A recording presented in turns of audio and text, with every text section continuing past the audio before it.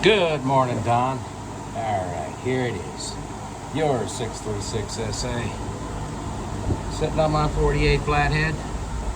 Testing and adjustment was real quick, real simple, real easy. And as you can see, no leaks anywhere. Yeah, looking good. All right, look down inside. Nice and dry. Everything's good.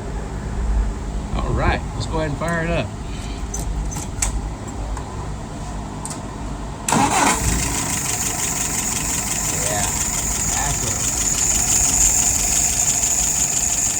Yeah, looking good, looking good. Okay, let's look at some numbers. Right now, idling at about 650, 660. That should be coming up here in a minute or so. Yeah. All right, fuel pressure, 2.75.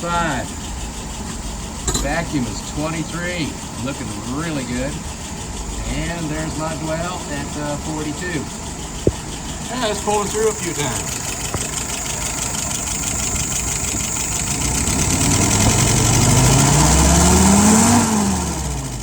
Nice and slow.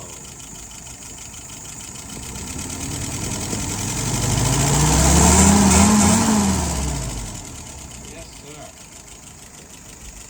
I do believe you're going to like it.